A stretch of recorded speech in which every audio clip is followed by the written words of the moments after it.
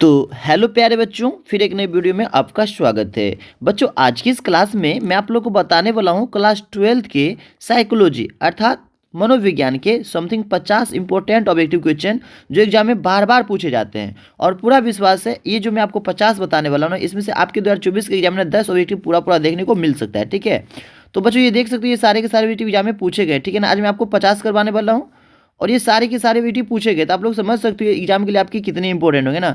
हर एक क्वेश्चन आपके एग्जाम में ये देख सकते हो पूछा गया है। ठीक है ना, सारे के सारे क्वेश्चन एग्जाम में देख सकते हो बाबू पूछा गया है। ठीक है ना, तो ये सारे के सारे वीडियो आपके एग्जाम के लिए बहुत ही ज़्यादा इंपॉर्टेंट होने वाला है। ठीक है, तो चलिए बच्चों आज की क्लास हम लोग करते हैं स्टार्ट और देखते हैं बच्चों आज का सबसे पहला सवाल। ठीक है, तो बच्चों आज की पहला सवाल आपके सामने में यहाँ पे आ चुका है।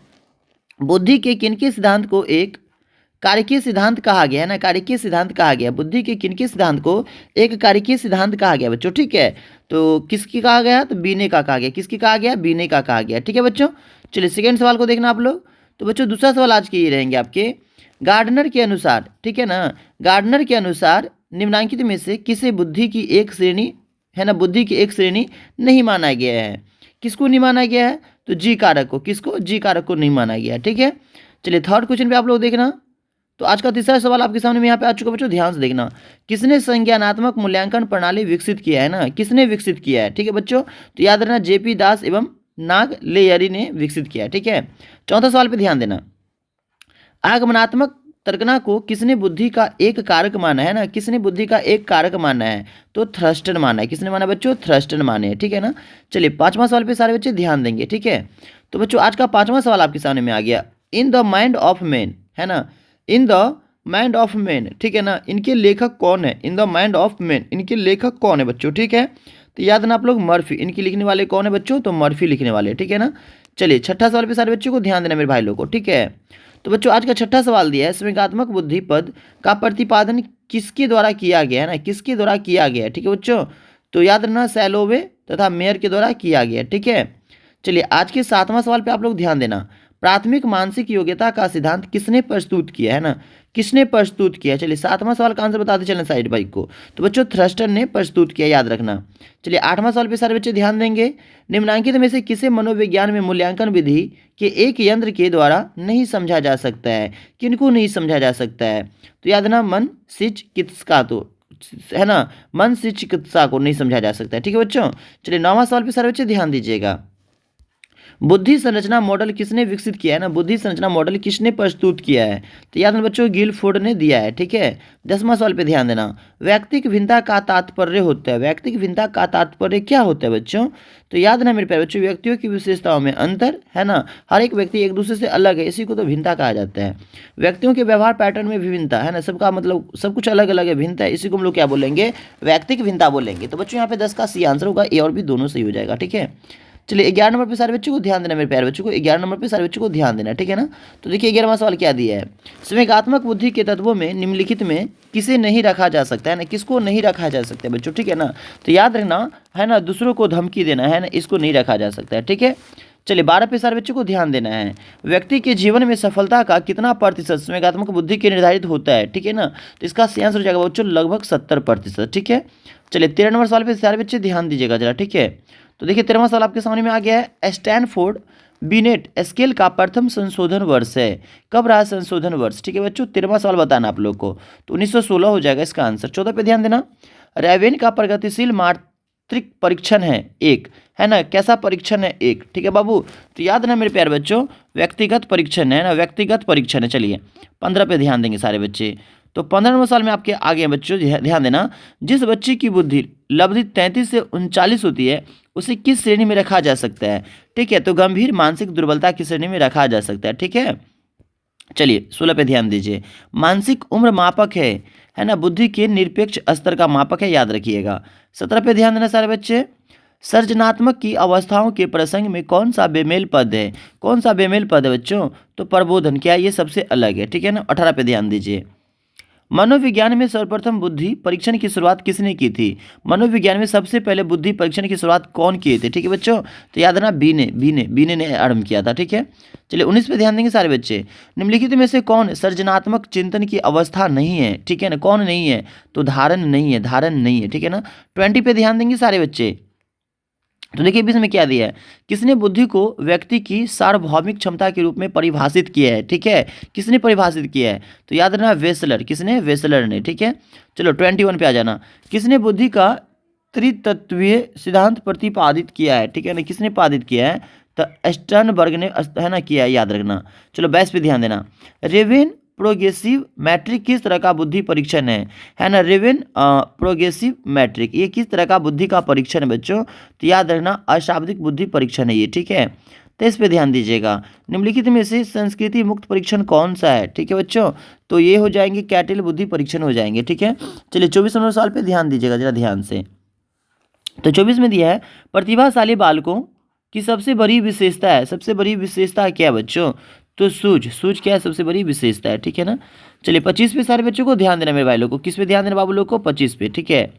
तो देखिए 25 नंबर सवाल में क्या है, निम्नलिखित में से कौन गिलफोर्ड के त्रिविमात्मक सिद्धांत का कारक नहीं है, कौन कारक नहीं है, तो संख्यात्मक योग्यता हो जाएंगे, ठीक है। 26 पे ध्यान देना, किसने कहा है कि अमूर्त चिंतन की योग्यता ही बुद्धि है ना, अमूर्त चिंतन की योग्यता ही बुद्धि है, किसने कहा बच्चों, तो याद रखना टर्मन ने कहा, किसने कहा है, टर्मन ने कहा है। 27 पे ध्यान दीजिए, पास मॉडल का विस्तारित रूप क्या है, क्या है रूप, तो योजना, अवधान, भाव, प्रबोधन, सहकालिक, अनुक्रमिक, यही हो जाएंगे, ठीक है। 28 पे ध्यान देंगे सारे बच्चे, बुद्धि के विषय पर शोध कार्य करने वाले पहले मनोवैज्ञानिक कौन थे, है ना, शोध पर, बुद्धि के शोध पर किसने सबसे पहले कार्य किया था, तो बच्चों बीने ने काम किया था, किसने काम किया था, बीने ने। चलिए 29 पे ध्यान देना, निम्न में से कौन बुद्धि लब्धि का सही सूत्र है ना, बुद्धि लब्धि का सही सूत्र कौन है बच्चों, तो इसका हो जाएगा मानसिक उम्र बट्टा वास्तविक उम्र, उम्र गुने 100, गुने क्या हो जाएंगे 100। चलिए 30 पे ध्यान दीजिएगा, 30 पे, निम्नलिखित में से कौन शाब्दिक बुद्धि परीक्षण है, ठीक है ना, कौन शाब्दिक बुद्धि परीक्षण है, तो बच्चों याद रखना स्टैनफोर्ड वीने परीक्षण, ठीक है ना। चलिए 31 पे ध्यान देंगे सारे बच्चे, गार्डनर के अनुसार निम्नलिखित में से कौन बुद्धि के प्रकार में नहीं है, बुद्धि के प्रकार में कौन नहीं है, ठीक है बच्चों, तो अनुभवजन्य बुद्धि हो जाएंगे, ठीक है ना।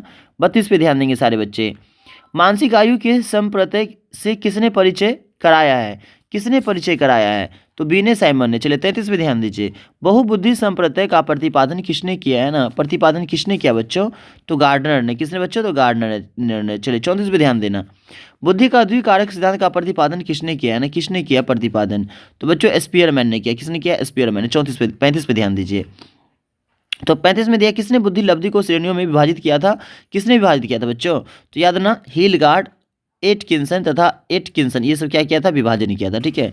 चलिए 36 पे सारे बच्चे ध्यान देना, किसने बुद्धि के बहुबुद्धि सिद्धांत को प्रतिपादित किया है ना, किसने प्रतिपादित किया बच्चों, तो गार्डनर, किसने, गार्डनर ने, ठीक है ना। 37 पे ध्यान दीजिएगा सारे बच्चे, गार्डनर ने कितने प्रकार की बुद्धि की पहचान की है ना, कितने प्रकार की बुद्धि की पहचान किया है, तो 8 प्रकार की बुद्धि की पहचान की है। चलिए 38 पे ध्यान दीजिए, ब्लॉक डिजाइन, है ना, परीक्षण किस प्रकार का परीक्षण है, किस प्रकार का परीक्षण है, ठीक है, तो बच्चों याद रखना क्रियात्मक बुद्धि परीक्षण है, ठीक है ना। 39 पे ध्यान दीजिए, किसने सृजनात्मकता को निम्न तरह से परिभाषित किया है ना, सृजनात्मकता किसी नवीन वस्तु का निर्माण एवं रचना करने की क्षमता है, ठीक है ना, करने की क्षमता है, ठीक है, इन्होंने किसने परिभाषित किया है, तो बच्चों इसका सही आंसर आपका हो जाएगा इजराइल ने परिभाषित किया था, ठीक है ना। 40 पे ध्यान दीजिए, किस वर्ष मोहसिन सामान्य बुद्धि परीक्षण का निर्माण किया गया था ना, किस वर्ष किया गया था, तो 1954 में किया गया था, याद रखिए। 41 पे ध्यान देना, एक मूढ़ व्यक्ति है ना का बुद्धि लब्धि विस्तार क्या होता है, क्या होता है, तो बच्चों 50 से 69 होता है, क्या होता है, 50 से 69 होता है। चलिए 42 पे ध्यान दीजिए, बुद्धि लब्धि के संप्रत्यय का प्रतिपादन किसने किया है, प्रतिपादन किसने किया था, स्टर्न ने किया, ठीक है ना। 43 पे ध्यान दीजिए, किसने बुद्धि को सार्वभौम क्षमता कहा है ना, किसने सार्वभौम कहा है, तो वेसलर ने कहा, किसने, वेसलर ने। चलिए 44 पे ध्यान दीजिएगा, बुद्धि के एक कारक सिद्धांत के प्रतिपादक निम्न में से कौन है, कौन है, तो अल्फ्रेड बी ने। 45 पे ध्यान दीजिए, जिन व्यक्तियों की बुद्धि लब्धि 80 से 89 के बीच होती है उन्हें क्या कहते हैं, है ना, जिसकी बुद्धि लब्धि कितना होता है, 80 से 89 होता है, उसको हम लोग बोलते हैं मंद बुद्धि, क्या बोलते हैं, मंद बुद्धि बोलते हैं। चलिए 46 पे ध्यान देना सारे बच्चे, किस वर्ष बुद्धि का पास मॉडल विकसित हुआ था, है ना, पास मॉडल कब विकसित हुआ था, तो 1994 में, 1994 में। 47 पे ध्यान दीजिए, बुद्धि को अमूर्त चिंतन की योग्यता के रूप में किसने परिभाषित किया था, ठीक है बच्चों, तो टर्मन ने परिभाषित किया था, ठीक है। 48 पे ध्यान दीजिएगा, निम्न में से कौन शाब्दिक परीक्षण नहीं है, शाब्दिक परीक्षण कौन नहीं है, तो पास एलोंग परीक्षण और ब्लॉक डिजाइन, ये दोनों नहीं है, ठीक है ना, तो डी हो जाएंगे। 49 पे ध्यान देना, थ्रस्टन के अनुसार बुद्धि की कितनी मानसिक योग्यताएं होती है, ठीक है बच्चों, तो 7 होते हैं, थ्रस्टन के अनुसार 7 होते हैं। 50 पे ध्यान देंगे सारे बच्चे, तो 50वां सवाल दिया है, गार्डनर के अनुसार निम्नलिखित में से किसे बुद्धि का एक प्रकार नहीं माना गया है ना, किसी नहीं माना गया, तो जी कारक को नहीं माना गया। तो आज के बच्चों लास्ट सवाल, जिन व्यक्तियों की बुद्धि लब्धि 90 से 100 के बीच होती है उन्हें क्या कहते हैं? उन्हें क्या कहते हैं? तो उन्हें कहते हैं औसत। उन्हें क्या कहते हैं? औसत। ठीक है बच्चों। तो बच्चों अगर इसका आपको आंसर चाहिए ना तो ये नीचे में रहा। अगर आपको किसी भी बच्चों को अगर ये वाली पीडीएफ चाहिए ना, आपको फ्री ऑफ कॉस्ट में मिल जाएगा। बस आप लोगों को व्हाट्सअप करना होगा 8507863061 पे, ठीक है ना। हाई लिखना होगा और 12th लिख के आपको क्या करना है, साइकोलॉजी लिख देना। आप लोग को ये वाली पीडीएफ मिल जाएगा, ठीक है। या चाहो अगर आप लोग व्हाट्सएप ग्रुप ज्वाइन करना चाहोगे ना तो इस वीडियो को डिस्क्रिप्शन में उसका लिंक दे दूंगा, आप लोग वहाँ से भी ज्वाइन कर सकते हो, ठीक है। तो बच्चों आज के लिए इतना ही रहेगा। अगर वीडियो अगर आपको अच्छा लगा हो तो प्लीज़ वीडियो को लाइक कर देना। अगर चैनल पर पहली बार तो चैनल को सब्सक्राइब कर देना। Thanks for watching. फिर मिलते हैं नए वीडियो के साथ, जब तक के लिए दीजिए जाए तो बाय बाय।